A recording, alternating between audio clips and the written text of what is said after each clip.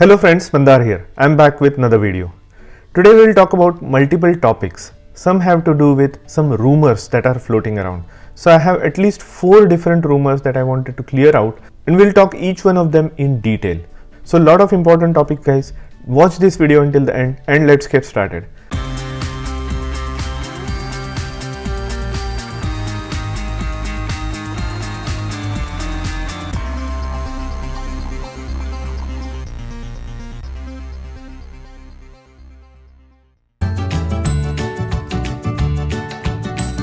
If you are here for the first time, welcome. My name is Mandar and I make immigration and lifestyle related videos for US and Canada. I'm not an immigration lawyer, so anything that I say on this video or on my channel is for information purpose only. And for your specific immigration needs, before you take any action, you should hire a competent immigration lawyer. Now here in the Northeast, suddenly the temperatures have risen and it is really pleasant. So I'm hoping that we will have a very good summer. If you have any plans for the summer, do let me know in the comment section below. It would be nice to discuss. USCIS has been quite active on Twitter lately, and I do follow them and I do provide my thoughts on their comments. So if you are on Twitter, do follow me at Mandar Kasture. The first point I wanted to cover is 60 days grace period. A lot of people have been contacting me on whether the 60 days grace period has been extended to 180 days. Now what 60 days I'm particularly talking about is if you are on H1B and if you lose your job, basically if you haven't secured your next job who is willing to do your H1B transfer from a prior company to the new company, then you have only 60 days to leave the United States. That is what the rule says. Now there was a recommendation that was made by the Presidential Advisory Committee last month which proposed to extend this rule or extend this deadline from 60 days to 180 days. But that is just a recommendation. I covered this in my previous videos that this is not yet a rule. But people somehow get this information from several different sources and they think that this has already been implemented. It is not. The rule is still 60 days. If you lose your job on H1B, you have 60 days to find an employer who is willing to sponsor you for a H1B transfer. So as long as your H1B transfer is submitted, the petition is submitted within the 60 days, you should be fine and you should be able to remain in the United States and start working for the employer, for the next employer. But if you cannot find an employer who is willing to do your H1B transfer, do find other ways to remain in the United States, such as transferring from H1B to say visitor visa or student visa or any other visa that you qualify for. That way you can remain in the United States. Worst case scenario, if you cannot find a visa to transfer to or an employer who is willing to transfer your H1B, just leave the United States and come back at a later date. But don't be under the wrong impression that the deadline for remaining in the United States has been extended from 60 days to 180 days. Nothing of that sort has happened yet. So the deadline remains 60 days for H1B people. So that is the first rumor I wanted to clear off. Now the second one, and this is funny, how things can change on these social media platforms and people take whatever they can out of it. Now there was an information floating around on the social media platforms that there was a litigation on H4 that was won by the plaintiffs, and then the headlines said that H4 visa holders can now work in the United States. Now I want to be very clear that nothing on H4 has changed. There are only certain situations where you can get H4 EAD when you can start working in the United States, and that situation is if you have approved I-140 through your spouse or through the main applicant who holds the H1B. If the I-140 has been approved, then the dependent H4s can apply for H4 EAD. This rule was put into place by an executive order during the Obama administration in 2015 and it still remains. Now what has happened in the last couple of weeks is somebody wanted to remove this rule or somebody wanted to discontinue this rule that H4 EAD should not be allowed, or court acted against it. So this H4 EAD rule is still in place, but people have picked wrong information from it and some of them now assume that H4s are eligible to work in the United States without H4 EAD or authorization. That is not true. It is not like L2 or E2 or those kind of visas where you are automatically eligible to work. H4 does not work that way. So if you are purely on H4, you haven't had your EAD yet, you cannot work in the United States. You have to wait until your spouse's I-140 is approved, and then you apply for H4 EAD and work during the validity of that EAD card. So that is the second rumor I wanted to clear off. Now the third one is also very important, and USCIS has lately been very active on Twitter, and they have been posting out some of these comments, and people have been taking whatever interpretation that comes to their mind. And one of them was, B1 B2 holders can search for a job while on B1 B2 in the United States, and they can even go for interviews. That is something that USCIS has posted. I don't know what their intention was behind posting that particular note, but it clearly created some confusion among the people who are on B1 B2. Now B1 B2 is not a dual intent visa.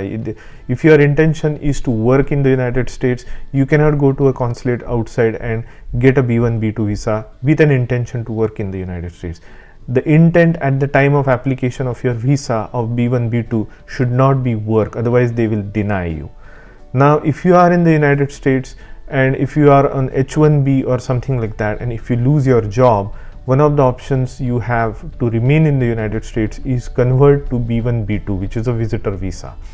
That way you can remain in the United States and you may be able to apply for jobs and do the interviews, but you cannot work on B1 B2. I want to make it absolutely clear that you cannot work on B1 B2. So that is the third rumor I wanted to kind of clear off. If note down in the comment section below, or reach out to me through my Calendly or Patreon to get my opinion if you are still confused. Let's move on to the next point, and this has to do with the medicals.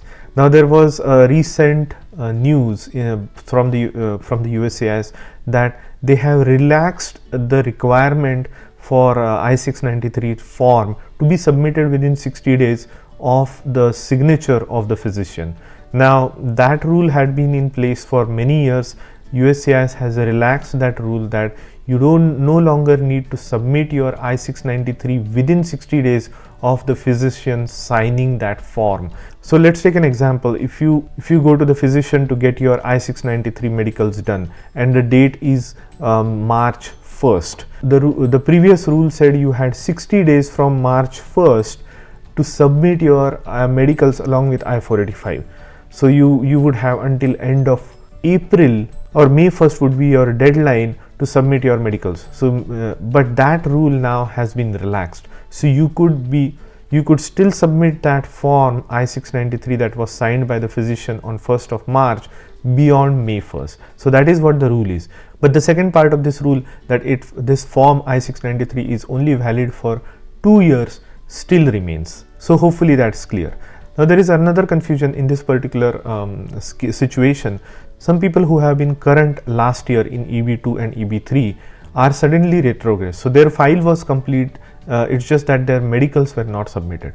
Now some of them who have been retrogressed, who had a priority date of 2013 or 14, some of them are getting letters or RFE letters from the USCIS to submit their medicals. Now it is a confusing situation because your date is not current, and even if you send your medicals, it's not going to progress your case, and you are probably not going to get your green card right away.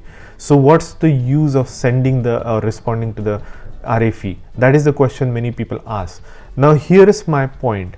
First of all, you need to respond to RFE no matter what. If you don't respond to RFE, your application might quickly go into NOID, which is Notice of Intent to Deny. So you want to avoid that.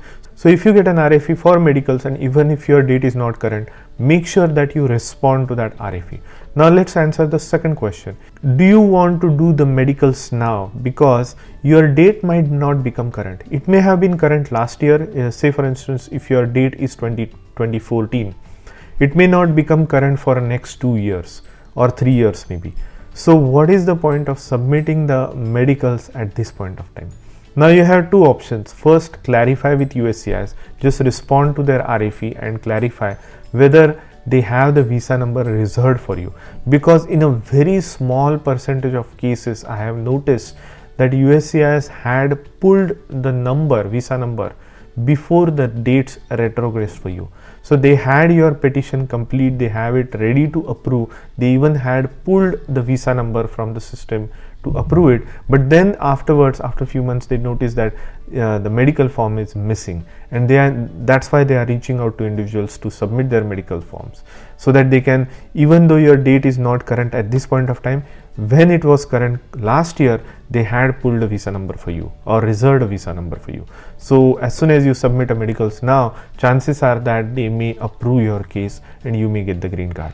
But this is the kind of clarification that you want to get from either your lawyers or from the USCIS, whether it's meaningful to apply to spend the money to get the medical done now and submit them, knowing that they may expire within next 2 years because your date might not become current again.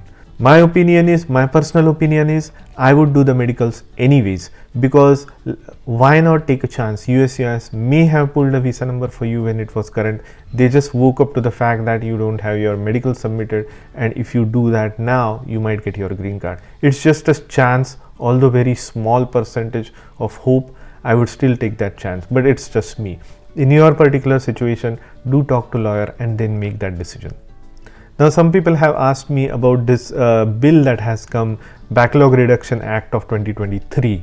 So how, if this bill is passed, and I'm saying if because it's not even on the vote yet, it has to first get to the vote on the House floor. If approved, it can go to the Senate. The same version has to be approved. If it doesn't, then it comes back to the House and it goes back and forth. And if both House and Senate approve the bill, then it goes to President's desk for signature. So it has a long ways to go.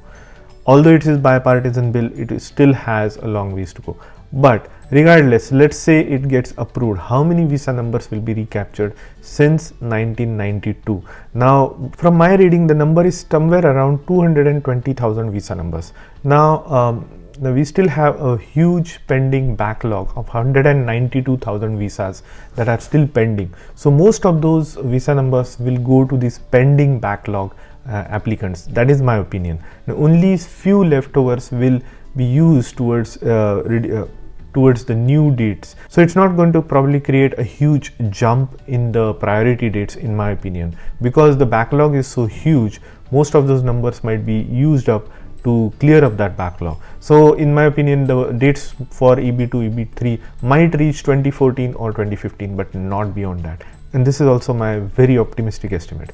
So with that, so I know for sure that some of you are interested in stock trading, day trading, buying cryptocurrencies. I want to present you Webull. Webull is a trading platform. It allows you to buy stocks, it allows you to buy options, do options trading, and also it allows you to buy cryptocurrency. It can be done on the computer or on the mobile app. Now, if you use my link, which is on the screen and also in the description, you will get some free stocks. Webull has announced that it will give 12 free stocks if you use my link, and those free stocks will be valued up to maximum of $30,600. So when you open an account using my link, you will get 2 free fractional share stocks. That value could be anywhere between $3 to $300. If you deposit at least 1 penny, you will get 4 to 10 free additional stocks valued from $7 to $3,000. So that's 12 stocks from Webull, free for you if you use my link, and enjoy your free stocks. So that's the last topic I wanted to clear. If you want to contact me, do reach out to me on Calendly, because I do reserve 30 minutes blocks of time for people to talk to me for the non-legal advice. And if you like the content of this video, do hit the like button and consider subscribing to my channel, and I'll see you in the next one.